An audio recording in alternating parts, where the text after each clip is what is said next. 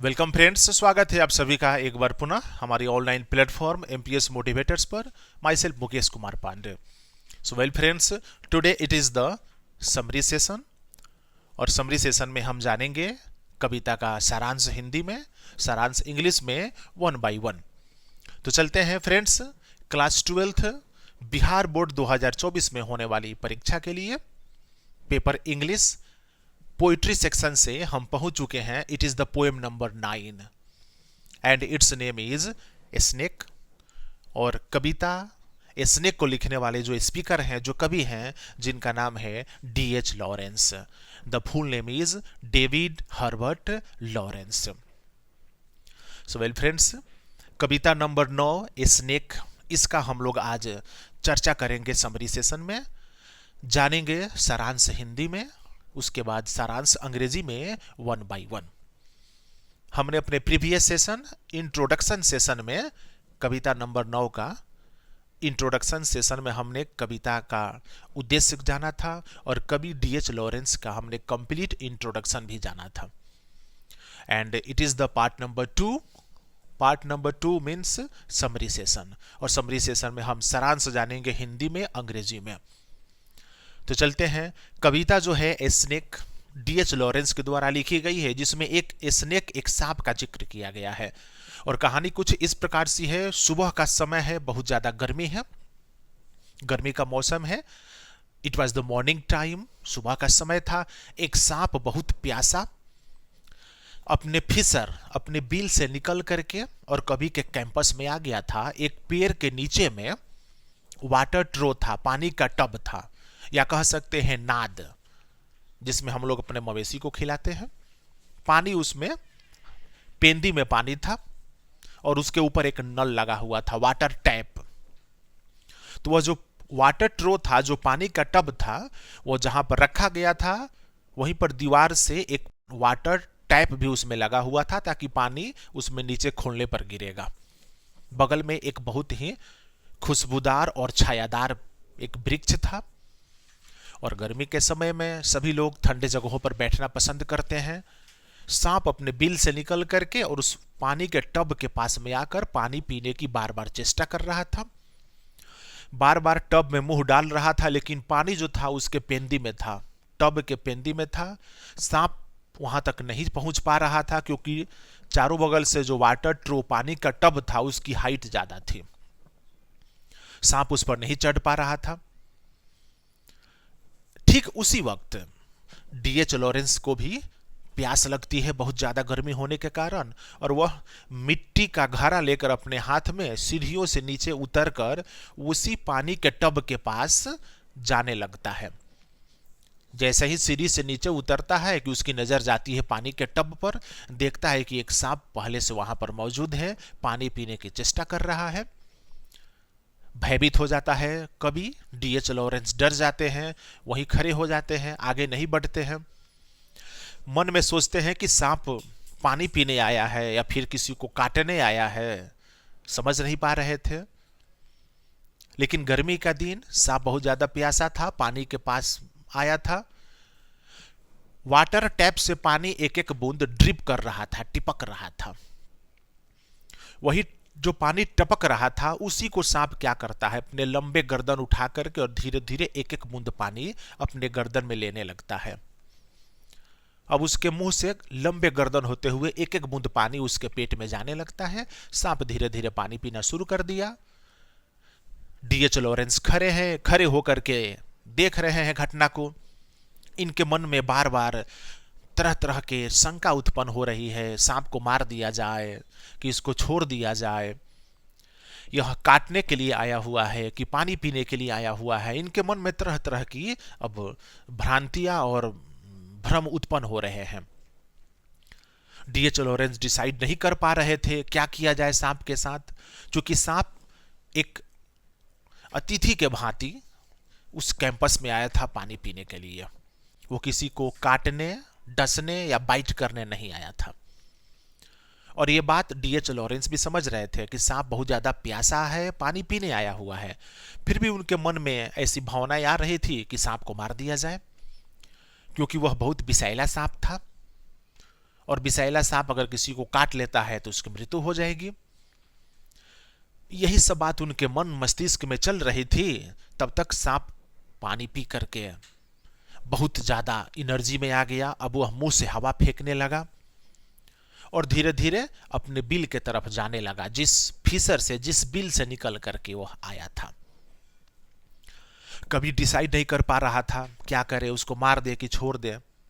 तब तक कभी देखता है कि उसके जस्ट बगल में कुछ कदम के दूरी पर लकड़ी का एक टुकड़ा पड़ा हुआ है, उसको उठा करके और वह सांप के ऊपर चला देता है।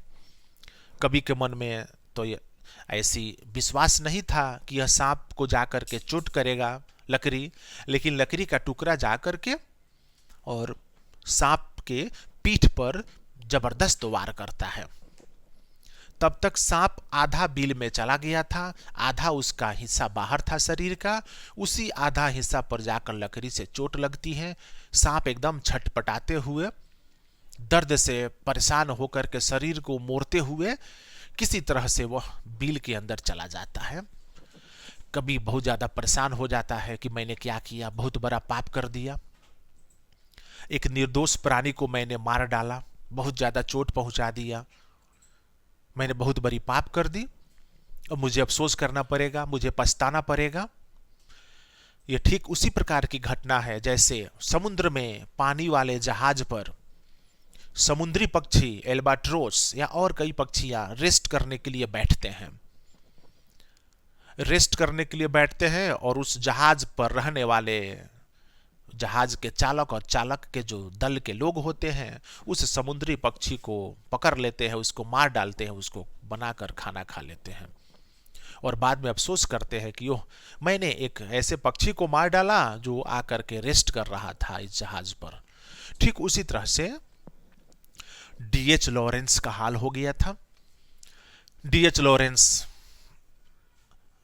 अफसोस कर रहा है कि मैं रिग्रेट करूंगा, मैं पश्चाताप करूंगा, कुछ ऐसा वर्क करूंगा कि मुझे इस पाप से मुक्ति मिल जाए।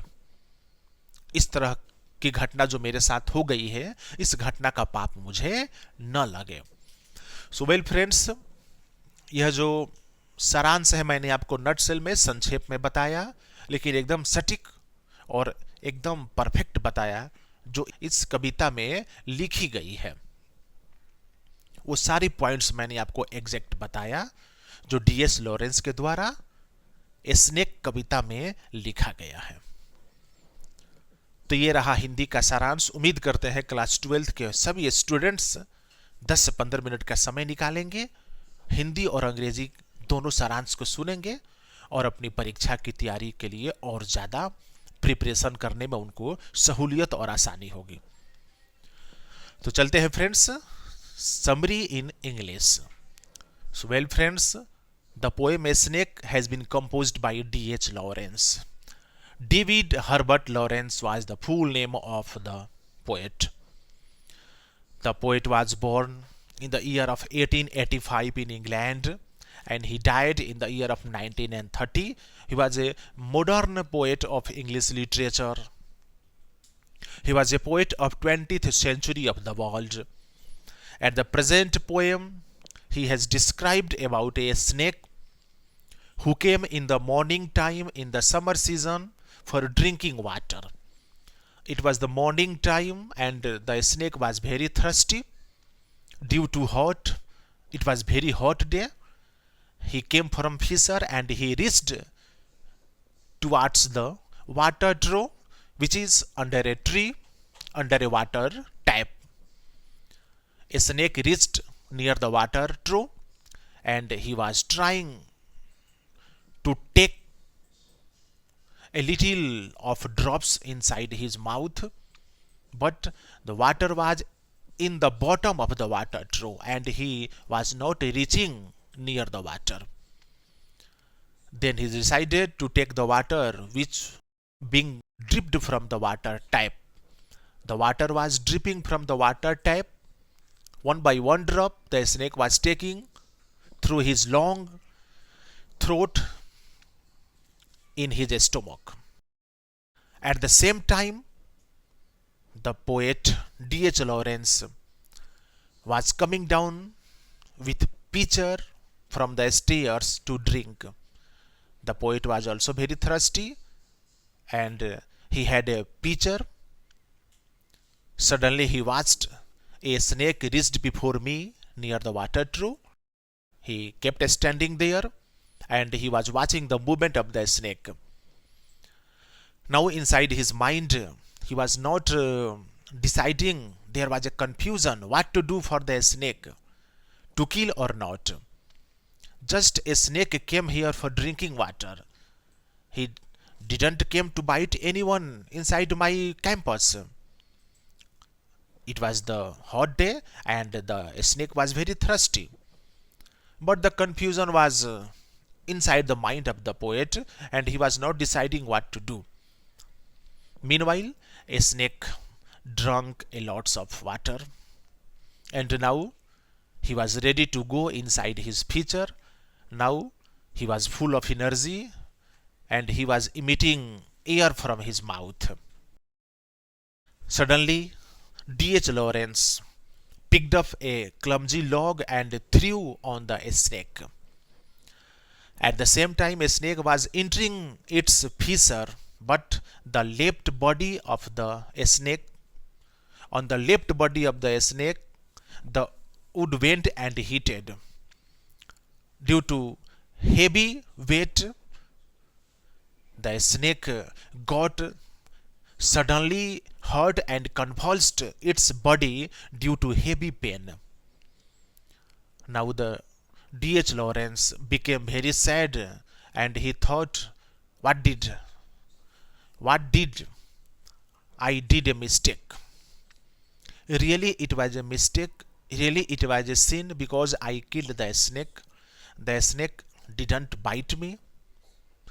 It came only for drinking water due to hot weather, but I killed the snake inside the fissure.